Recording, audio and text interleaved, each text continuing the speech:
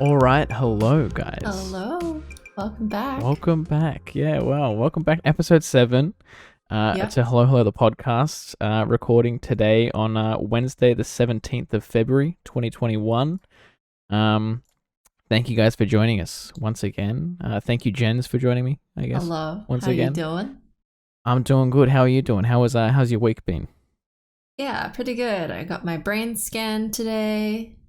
Magnets, which Yeah, is you've had a busy week so far. yeah. Man, it's only Wednesday. But that's all right. Everything's good so far. What about you? Yeah, no bad news, which is good. My week's been pretty chill so far. I'm not doing too much this week, other than working a little bit of things here and there. But last weekend we went, it was Valentine's Day, obviously. We did horse riding, as I said in the previous Yeah, episode. I was really Can put up jealous. a photo or two behind us for the YouTube watchers, I guess. But it was really good. I enjoyed it. We all had a good bit of fun. It was yeah. That was the highlight of my week, I guess, if you would call it Mm. that. And I guess it 'Cause, yeah, sparked you playing Red Dead again as well. yeah. I restarted Red Dead. Well, not restarted, but I reinstalled it, I guess, on the PS5. I don't know. So you just seeing that horse, it got me in the mood to ride some digital horses, I guess. Yep. Um, no, Emma's been hankering me to play it again for ages because it's one of her favorite games of all time. Oh, really?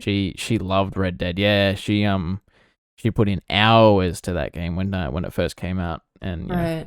Yeah, I so I gotta was like, look, finish it. I think it's yeah. I've been enjoying playing it overnight, like just in bed. Like I just flip my monitor around and just sort Oh, of lay in bed nice. and play it. I feel like that's sort of the best way to play it. It's I don't know, it's not too much of an intense game. I feel compared to Yeah. playing some of the other games that we've played. Yeah, Uh, totally. but yeah. But what about you? Has there been any sort of games that you've been playing, on stream Um, or off stream recently this last week? lately, obviously, Little Nightmares 2 came out very recently, so Yeah. I've been checking that Yep. out. If you Which haven't I already, be sure to go love. over to the YouTube as well. So I'm just going to interrupt and check out the first chapter we did. We'll put the little eye thing up in the corner again for those YouTube watchers. But continue, sorry. What that sound was. Yeah, so I've been doing that, and I did check out Valheim, which moves smoothly into our Yes, first topic, but yes, good segue. yeah, look at us go. Valheim, which has gotten 2 million sales in just 2 weeks. Yeah, that's Uh, crazy for a and they game came out that of nowhere. for a game that I literally had never heard of. Like, didn't hear of any news about it coming out, nothing like that. 2 million sales in 2 weeks. It Yep. was at one point in the past week, sorry.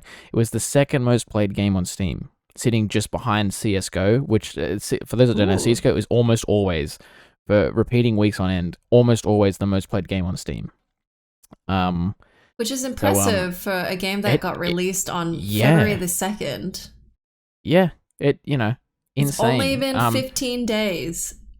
And I think it was a relatively small team as well. I think the rumors that I'm hearing Oh, yeah. are to be believed. I think it was only like a good handful of people that developed the game. So that's it's crazy, for them, I guess. And it sort of, I added to my wish list just before because I was doing some research on it. Mm. It's relatively cheap as well. Like for a game that is turning to Like be 35? quite sizable. It's 20. I think it was $28. I Oh, think I saw okay. Australian. Yeah, which is it's quite a good price. I would have Yeah. to say It's actually a for a really game that small comes out in file as 2021. well, which is Yeah, surprising to I me. mean the graphics aren't it's not like the most No. beautiful looking game and But it's anything like it's that. beautiful in its Um, own way, in really. its own way, yeah. It's and I think you can tell that they've used a lot more of their manpower and stuff into sort of nailing down other features of the game other than the graphics, because Mm. I've always been one of the persons that believe that graphics isn't the most important thing in a game. Like, I feel like the gameplay should come first and story and things like that, Yes. because they're the things that sort of the player directly interacts with, I guess. Yeah, and it kind of pulls You you know, along. yeah, and I Um, guess it sort of goes back to show as well. Like, Minecraft can come out a game that mm, does sort of look like shit. Excuse my French, I guess, but like unless you shade it and stuff like that, it's not the prettiest looking game, but that's still the most sold game ever. Yep. Like Yeah. it's crazy. So I've never felt graphics are essential to a game being good. And I guess this sort of just solidifies that, yeah, people will play it if it's good enough, can make it look however it wants, and they're still going to enjoy it. But yeah, you've only played a little bit of it as well. Did you enjoy what you played of it, I guess? I was very tired, like even more tired than usual, and I was also really hangry, so I couldn't deal with anything that day. Get into it, yeah. No, but I see the appeal to it, and also it's procedurally generated. So for those who don't know anything about Valheim, let's just take it back a little bit. It's what is open real world. Back? Sorry. It's an open world survival game set in Norse mythology era, and you play as a Viking trapped in the afterlife, forced to craft, build, and fight for survival. Which is really interesting to me because it's not like Rust. It doesn't. No. Because a lot of people are like, "Oh, is this Rust?" And it's like, no. When I looked at it on Steam, it suggested it to me because I had both the Forest and Rust in my inventory already. Survival and games. I was like, and I was like, I don't know how much I would directly compare it to those two, other than the fact that they're just both survival games. Like, yeah, it's hard to compare it to anything else, though. But like in itself, you do, you have to mine, you have to chop down trees, build a house, all that stuff. Yeah. But the interesting thing is you fight bosses in this. Like, so it sort of has like, it's weird because most survival games don't let you do that. They sort of just let you go about your sort of, your normal day of life. And it's like you surviving against the environment, not like just the wilderness and the environment, not sort of a third party, I guess I would say. So that does intrigue me. I add it to my wish list, and I think we should do either a stream about it in some point in the near future, or a YouTube gameplay series of it. I think that'd be quite fun. Because it is co-op. If we get a couple of us together, it is co-op and stuff like that. Yeah, I think up to 10 players, which is really great. Sort of in the one save, which is it's compared to most other survival games, which only really do either typical co-op, which is 2 people, or 4. It's pretty cool. I'd for sure do it again, but probably with a friend for sure. When you're awake as well. When I've had lunch. Anyways, so if you guys want to go check it out, have a Google. Yeah, give it a go. I reckon. For $28, I don't think you can go wrong. Yeah. If it's up your street. Obviously, if it's not a sort of game you're gonna play, I wouldn't suggest it. But yeah. But you do you, I guess.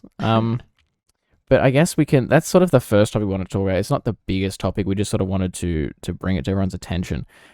This week is more of, again, we're going back to a movie/TV sort of episode this week. Because I want to talk about the Snyder Cut, or the new Justice League movie. For those, not new Justice League movie, but the re-edit of the Justice League movie that's coming out. Now, I hated the first Justice League movie. I don't know if I've seen it. Save your time. I don't know very much about the Justice League, except there was a cartoon maybe. I don't know. So I have no idea. I mean, it wouldn't surprise me. I don't know if I would go as far as to say as I hated the first one, but it just was not what they should have brought out, Right. Okay. And I'll go into sort of why. There's a very good explanation as to why it wasn't the best that it could be.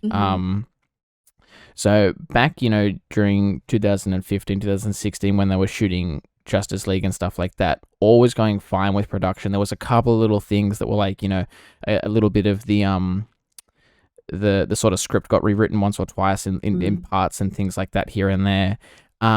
But during post-production, so once they'd finished all sort of photography and all sort of principal photography and things, and then moved on to the editing process, unfortunately, Zach Snyder's daughter passed away, tragically. And so he obviously wanted to take some time off to spend time with his family and things like that, for obvious and very good reasons. And so Warner Brothers didn't want to necessarily entirely halt production for, right. 2, 3, however many years until, he was ready to come back to it. So they hired Joss Whedon to come in and sort of finish off the editing process from where Zack Snyder had left it. And so Joss Whedon stepped in to finish off. He did a couple of reshoots for some scenes and changed the script up a little bit again to sort of add some more lighter tone and humor to it, which you sort of could directly compare to his filming of things like, the Avengers movies and stuff, because they were quite comedy heavy and whatnot. And that sort of was the first major sort of blow to, I think, the way that the Justice League was interpreted, because Zack Snyder's initial vision was that it was going to be quite a dark and sort of, I guess depressing sort of take on superheroes and things like that, which he's done in the past. So it was a very sort of stark change in the tone of the film and things. And then Whedon also drastically reduced the runtime of the film. So we're not sure what exactly the runtime was going to be if Zack Snyder stayed on, but it was going to be a lot longer than what we got to see when it came out. This was mainly because Warner Brothers wanted him to make it shorter. They didn't feel it was safe to bring out a movie that was 3+ hours long. Right. I guess, it is tricky. It is. But yeah, it is. To sort of make a movie engaging for that amount of time is quite a task, I think one of the only, a handful of films that I've ever seen are that long: Interstellar, Endgame, and then I think probably one other that I've seen that's like 3+ hours long. And they are quite a task to get through. You gotta sort out a big chunk of your day to get through that. And you gotta have an empty bladder. Oh yeah. During Endgame, I sipped on my drink. I panicked. I didn't drink anything. Yeah. No. I was not risking it, But anyways, back onto topic. The movie came out. It's obviously 2021 now. Everyone knows how the Justice League movie got interpreted. It was trash. No one liked it. It was critically panned. It was, it bombed. It didn't make nearly as much as what Warner Brothers had invested in it. Any of that stuff. And so after years and years of sort of pleading from both fans and the cast, so a bunch of the cast got involved in this as well. We're finally getting to see Zack Snyder's initial vision of what he wanted of the film, because what they're calling the Snyder Cut of the Justice League is coming out at the end of next month. I think it's the 28th or something like that. So yeah, it's just around the corner, and it's going to be streaming on HBO Max. So it's just going straight direct to for us. For Australians. Yeah. Unless you have Foxtel. Direct to digital. There are. Sure. I think Foxtel's HBO, but we have Binge. Foxtel gets service. HBO. Foxtel gets HBO, but I think it's an additional package. But it's not going to, because HBO is different. HBO Max is like. I thought HBO Max is their online streaming service. Yeah. Yes. So Foxtel would get HBO, but like I said, it's an additional package. HBO and its channel is a completely different thing. So it's it's not going to go to that. It's going to go just straight to the online streaming service. We're still waiting in Australia to see what service is going to pick it up, or if we're going to get a theoretical release or something like that. We're still unsure. So we're sort of in the blue for all this, but yeah, we're finally getting it. And that's a lot of pressure. Yeah. Could you imagine if it bombed again? Well, that's sort of why I want to bring it up, because like I said, I didn't enjoy the Justice League as what we saw in 2017 when it came out. And DC, as of recent, for those that don't know, have had a pretty bad track record with their sort of films, I guess. There's only really been a very select few that were sort of received well or enjoyed by a lot of fans. The main one that sticks out to me is Wonder Woman. A lot of people like the first Wonder Woman movie. But sort of everything else and I'm going to say this directly to interpreting to the DCEU, the DC Expanded Universe, they're calling it. So the Joker film that came out, I think it was last year or 2 years ago, was really well received, but it has no interaction with the DCEU in any sort of way, Yeah. from what we can tell at least. So that's sort of its own entity, its own separate thing. And then I also think the new Batman movie that's coming out next year, I think it is, this year or next year, The Robert Pattinson is one? also, yeah, the Robert Pattinson one is also, I think, its own entity. I don't think it's part of the DCEU. Prove me wrong, if it is, let me know down in the comments. I'll take that hit. But yeah, so I think they, they are trying to heavily focus a lot more on standalone things and not so much world building things. But yeah, I don't know. I'm reserving hope. Is basically what I wanted to say. I'm reserving hope because I don't want to get my hopes up too high. Of course. And then be disappointed again, like what I was the first time around. Yeah. But it's I hope it goes well because I do too. Because I really enjoy I enjoy Marvel comics and stuff and their characters a lot more, I think. But I'm currently rereading through New 52 Batman. So Batman is my favorite DC character, and then closely followed by the Flash. They're both in this film. So I'm really excited to see how they interpret those characters and things. As well as all the other characters that are in, Cyborg, which you have never really seen much of. Superman's going to be in it again. Wonder Woman's going to be in it. And there's also Martian Manhunter is meant to make an appearance in this. So they're sort of really starting to flesh out all of the characters that they have in their arsenal, I guess. But yeah, now I'm reserving hope is my main sort of draw from all this. I just don't want to be burned again. Yeah. But I guess with all of it as well, like we are getting a bunch of new stuff as well. So like I think the initial runtime of the film, like the original Justice League, was only like 2 hours or just over 2 hours or something. This Snyder cut, 4 hours in length. Like they basically doubling the sort of footage that's in it. Yeah. I mean, I think it's also expected to be 4 hours. I don't think there's an exact confirmation that it is 4 hours. Film. It could be 3 hours 37 minutes or something like that. We don't know. I don't think exactly yet. A lot of the rumors are saying that it's 4 hours. Wow, insane. That's gonna be a slog to get through. Yeah. And then long. Yeah. Insane, right? It better be good. Well, yeah, and that's the thing is like Snyder, they got all the cast back together. They did a bunch of new reshoots, to sort of fill in some gaps. Jared Leto has reprised his role as Joker. They got a new look for the Joker, which I'll put up behind us. Oh yeah, there's going to be more Aquaman. I enjoy the look of him. I feel like it's a lot better as to what the Joker sort of would look like, I want to say, question mark. Like, there is no definitive look for the Joker because there's been so many over the years in both film, TV, comics, all that, and they all have their own sort of, I guess, pros and cons. But yeah, the Suicide Squad Joker just wasn't doing it for a lot of people. Yeah. I appreciated some things of it. It did remind me a lot of New 52 Joker, surprisingly enough. The slicked back hair and things is very reminiscent of the Joker that's in New 52 Batman run.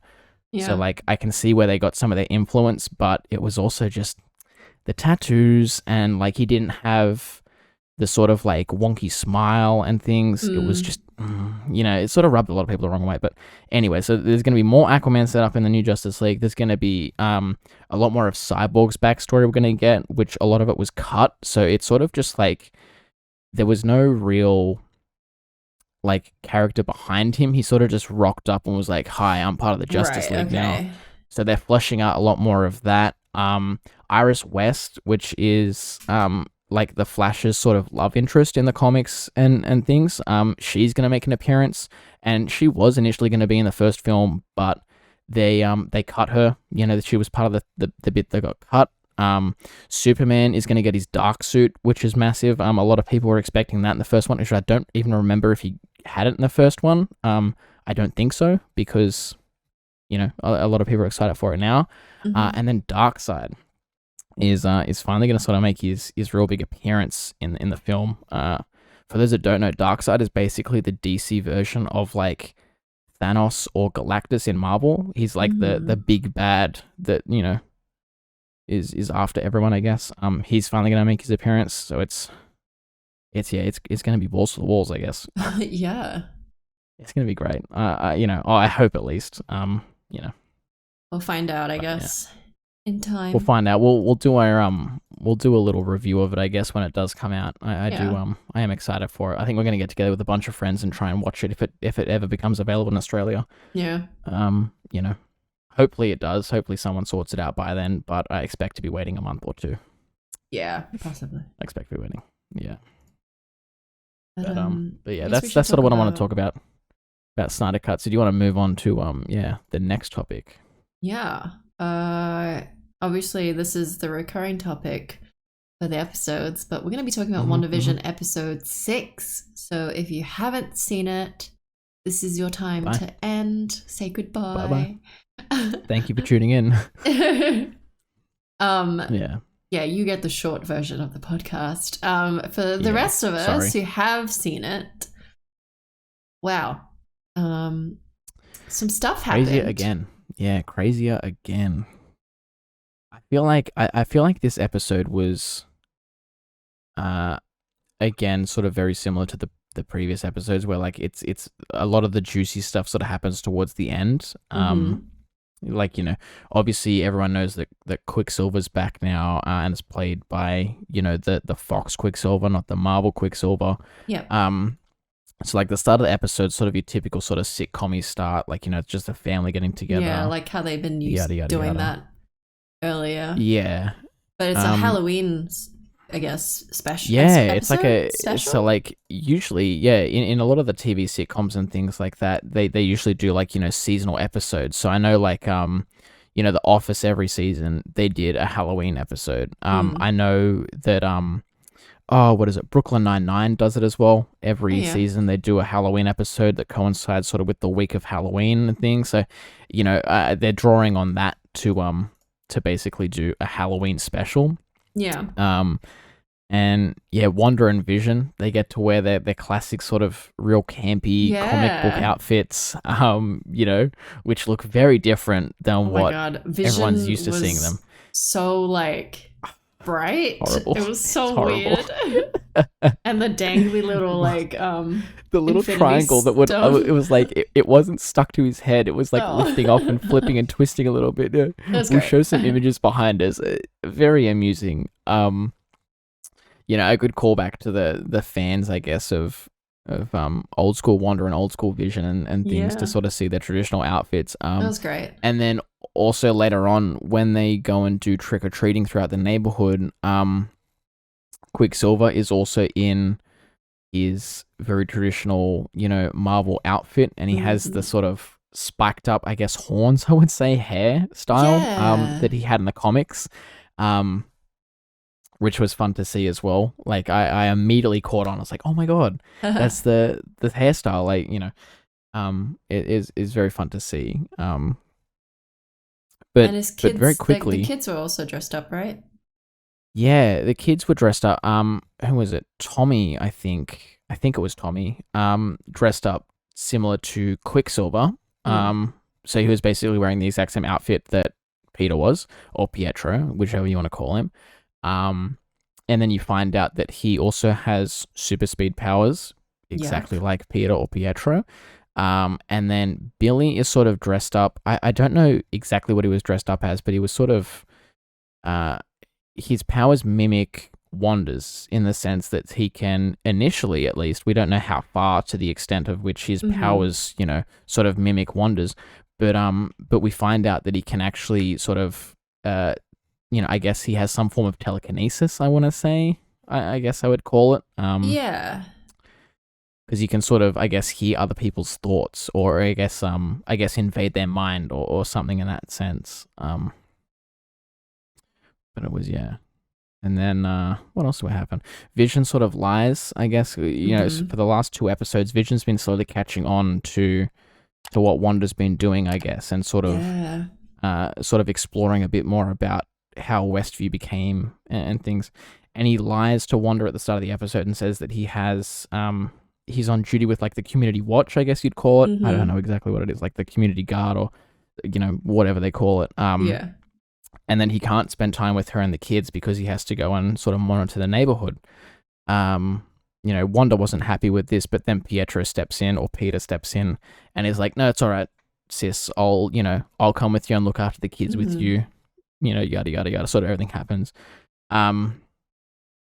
Vision then, just explores the neighborhood, sort of walks off into the real outskirts of the neighborhood and finds out that, I guess Wanda's powers weren't, this is how I interpret it, but I guess Wanda's powers sort of have a limit as to how far she can render, and I'm going to say render in quotations, but how far she can render, sort of the people in Westview, because the further out the Vision got, the sort of, just everyone that he'd come across was frozen, and they were just, staring off into the distance, or they were moving very slowly, or, I think they were frozen. I don't think they moved at all. Yeah, I don't think they did, but they were they were just waiting. acting very weird. Yeah, it's just like they were waiting for sort of, something to happen, I guess. And he would look at a couple of people and they would just be frozen standing, and then you'd see just a single teardrop come out of their eye or something like that, And then he comes across Agnes, I think her name was. Yeah.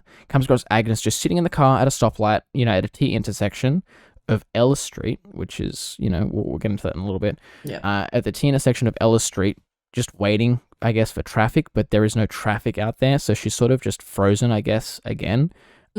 Vision uses his powers to sort of snap her out of Wanda's hex, and it seems like Agnes doesn't know exactly where she is or what's going on, and she sort of interacts with Vision very weirdly, because she knows that he's an Avenger, but he hasn't been an Avenger for a decent while because he's obviously dead.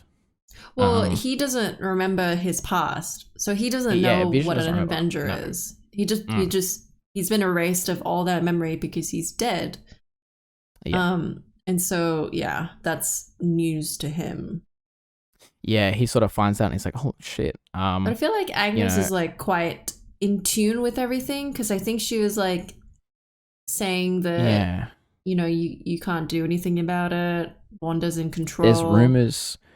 There's rumors that she's actually playing, I think, a villain as well. I forget the villain's name. Agnes is? But yeah, Agnes is playing a villain. But because it also calls back a little bit to, I think, episode 3, where they sort of found out what everyone in Westview was meant to be in the real world. They found their their true identities and things.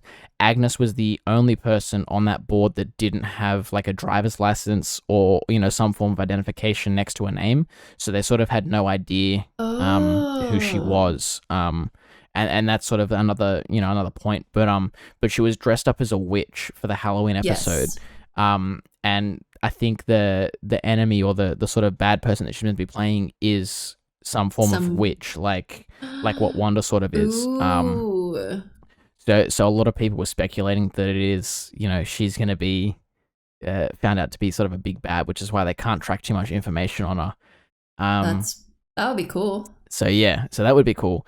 But I guess following on, then after Vision, stops talking with Agnes, she turns around, does a U-turn, drives back off into town. And then Vision walks up to the edge of the hex, and he sort of discovers that there's a force field or some sort of energy source keeping them all in there. And he starts crossing through it. But as he's crossing through it, it starts tearing him apart. So his skin, or, I guess skin is a weird term to put it, but his skin starts flaking off. Yeah. His cape's falling apart. He's, slowly dying as he gets further and further out. And as he crawls sort of just out of the edge of the hex, it seems to be sort of pulling him back in as best he can, but he's just ever so slightly keeping himself out. And he pleads to all of the sword agents to help them, to, free them, to do all this sort of stuff. And that's when Billy, who has the telekinetic power, sort of catches on, and he gets this sixth sense, I guess, in his head, that he can sense that Vision is in pain. And so he alerts Wanda to that. He tells Wanda that he's seeing Vision in pain, that he's seeing him being hurt, and all this sort of stuff. And so Wanda just draws all the energy that she can, and expands the hex, to, 5-10 times what its original size was. So it engulfs even more of the real world. And the people. It was crazy. Crazy way to end. So it takes on all of because we obviously know the sword base was just set up just outside the hex, within 50 to 100 meters of the wall. Engulfs that. That turns into a circus. It engulfs, a bunch of the sword agents. Darcy at this time was handcuffed to like the front bumper of a Jeep because she was let go from sword for sort of going against the director's, orders and things like that, but she sneaks back in. It was a whole sort of process. She gets sucked into the hex as well. So she's going to be in there in the next episode. But Jimmy and Monica had managed to escape through, to the best of our knowledge, they managed to escape in their own car. And then the sword director and his assistant also managed to escape in their own car, to the best of our knowledge. Yeah. It was a crazy way to end the episode. Oh, I wonder if the fact that Darcy's in there, I wonder if that will affect anything. Because she's aware of it. I wonder because she's the only real person other than Monica that's gone in the hex that's sort of aware of, I guess, the severity of it, or sort of, I guess, an understanding of what it is. I wonder if how much info she's gonna retain from like Darcy, I guess, Yeah, it'll be an interesting episode to see. Yeah, and then it'll also be interesting to see how Jimmy, Monica, and the sword director and things like that sort of team up to, I guess, help Darcy out or something. Or if they don't really. Well, yeah, because they don't really agree. They're not on sort of speaking terms on it, or on agreeing terms and things. So it'll be interesting episode. And it, I can't wait. I just want them all now. I want them all now.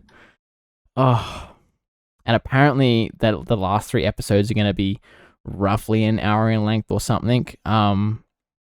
Which excites me. Definitely. It always feels so short when the end credits come. I'm like, what? Yeah, I've started mentally doing maths now, because you'll look at the runtime and it'll be like, oh, 34 minutes, and you're like, that's not that bad, that's all right. But then you get in and it hits the 24-minute mark, and then the credits roll, and you're like, wait a minute, and it's because they do the credits in a way. They do the normal credits, they do the stylized credits for the end of the show, and then they do the credits again in English without all the style, and then they do them in Spanish, in German, in Chinese, and that adds on to the end of the runtime of the episode. So I've started every episode, before it starts, I go, oh, it says 34-minute runtime. It's going to go for 24 minutes. Yeah. So I know now not to get my hopes up. Oh, I see. I've started teaching myself. But yes, and again, this is all speculative. We don't know if they're going to be an hour or not, but a lot of people are saying that they're going to be an hour. Or two, or so in length. Which that's going to be good. We're going to get so much juicy content. I know. I'm all for it. I cannot wait. But yeah, did you enjoy this episode a lot compared to the other ones, Jenz, this week? What are your thoughts on it? I think I prefer. I think what was the everything was revealed to us. That was the last one where sword rocked up and everything, or it was more we kind of. I think maybe it was the 4th or 5th. It was everything it would have been when confirmed. Yeah, I think it was the 5th one. The 5th one was where Peter rocked up, so Quicksilver rocked up. Yeah. Yeah, 4 and I think the one 5 before were that, my favorite. I think. Yeah, I think I'm the same. They felt like the biggest bombshell episodes. Yes. These ones are sort of just continuations of, the last. Story. Yeah, the last sort of 2 episodes, I guess I would say. And I don't hate 3 and 4 were. No, don't get me wrong. Yeah, I just this was a 9. This was a 9 in terms of an episode. The last 2 were a 10, I think, or something like that, or a 9.2 or something. Yeah. They were just ever so slightly, they just gave me just a tiny bit more, which was, it was, that was the best part of it. But man, I love this show so Marvel much. know I what can't they're doing, wait. man. Yeah. It just, I saw a crazy stat this morning as well, I think on TikTok, that like each episode was like, it cost them like millions of dollars per episode to make. And so 25 million. I think, total. So I think it's no, each. I think it was 25 million each. That can't be right. Hang on, let me maybe 2.5. But yeah, I saw a crazy stat that they were like, each episode, each minute was like, it was like $700,000 or something for the episode. And when you break it down to that term, it's like, that is insane. Insane. And then so the show may cost as much as 25 million per episode.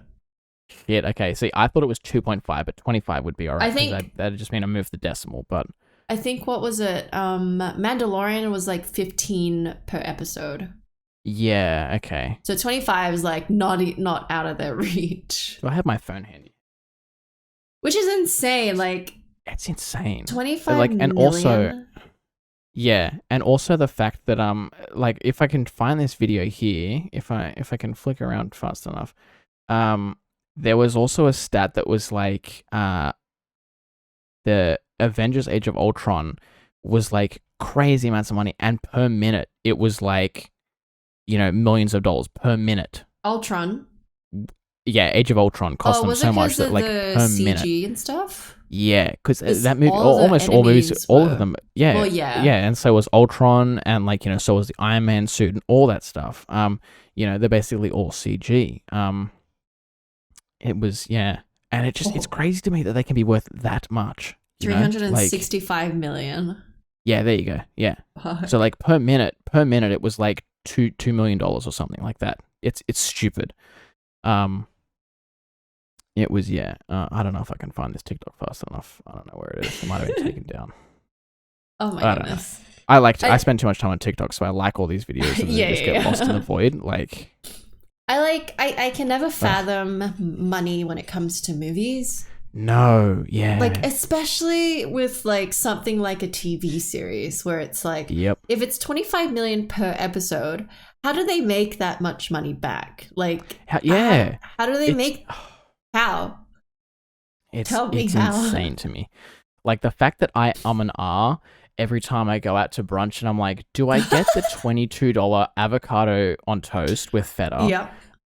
Or do I get the $16 poached eggs and toast? Like the fact that I and ah over that, and then there's Disney out there that's like, yeah, you know what? Here's $350 million. Go make me a movie. Yeah. Go make me like. It's just insane. And the fact that turns out to be a 2-hour thing that gets like 2 hours of moving pictures on a big screen is $350 million. Like, you gotta spend money to make money. Yeah. And that's the scary part as well, is they make that back like fivefold. Oh, yeah. Fivefold. Easily. It's, day one. I think they... I don't know how true it is, but I think they made like an exorbitant amount of money back for Endgame just on the pre-sale tickets. Yeah, Endgame was the biggest one for sure. They got money real quick. But they made an exorbitant amount of money from Endgame. Just based on the pre-sales alone. It's sort of like similar to the fact that GTA 5 had it had broken even just from pre-orders. Like the amount that it cost Rockstar to make GTA 5, they made back just from the pre-orders. Wow. So it's and that game's still going. That game's still making, hundreds of thousands of dollars a month. It's insane. It's But I guess sort of to wrap all this up as well, I just wanted to real quick add in this morning they announced that there's going to be a new so they've done this with the Mandalorian seasons 1 and season 2 already, and it seems like they're going to be doing this for all of their sort of big Disney Plus shows. But there's a new WandaVision sort of behind the scenes show coming out. After the last episode airs, I think. I think the week that Falcon and Winter Soldier starts, this airs. Which I'm excited for, because if you guys haven't seen it already, if you've watched Mandalorian and you haven't watched the behind the scenes little show that they do, please go and watch it. It is amazing how they make that show. Yeah, for the longest time, I didn't realize there were 4 directors in that. Yeah, in that first season, like each sort of each episode gets their own director. Yeah. And you can really tell, like, I remember the ones I loved the most were Taika's, because he puts in that little bit of humor. Yeah. But yeah. He played the IG droid so well as well. Oh, he played the IG droid so well. But yeah, I can't wait for this because I always like watching behind the scenes things. And like ever since going to a very streaming like heavy model, like these days, like no one goes out and buys a DVD or a Blu-ray really these days. So you don't get all those additional features and content. Like you don't get the director's cut, you don't get, the blooper scenes, you don't get all of this sort of stuff. So it really is nice that Disney, well, not nice, but it really is enjoyable that Disney put these out, for people to watch. Even if it is just a streaming show, like I enjoy that. Yeah. I can't wait. Yeah. That'd be cool. Because some of the things are like, I'd love to see the sets and stuff. Yeah. I want to see how they've made it all and things. I want to see if they've incorporated some of the stuff that they did in Mando, like where they used the big sort of VR screen-like thing. That would be interesting to see if they ever used anything like that. I mean, they might have, because they might. It's still Disney. It's still, yeah. There was a bunch of things once Disney did start doing that. I saw a thing that like a lot of other film studios sort of production sets incorporated that technology into their thing because it's just so flexible. Like it just works. It works well. But yeah, I guess that's all I have to talk for this week. I don't want to keep dragging on and just talk about random things, but behind the scenes TV shows that I enjoy. Yeah. Is there anything else you want to add on before we sign off for the week, Jenz? Not really, except thank you for tuning in. If you're tuning in every week, we really appreciate that. And hope you guys are still enjoying the content. And yeah, I guess we'll see you guys next week. Do you have anything else to add? No, not really. You pretty much summarized it as best you can, I think. Yeah, that's mainly my thoughts as well. But yeah, thank you guys for watching once again, or listening once again, I should say as well. And we'll see you again next week. Goodbye. Goodbye.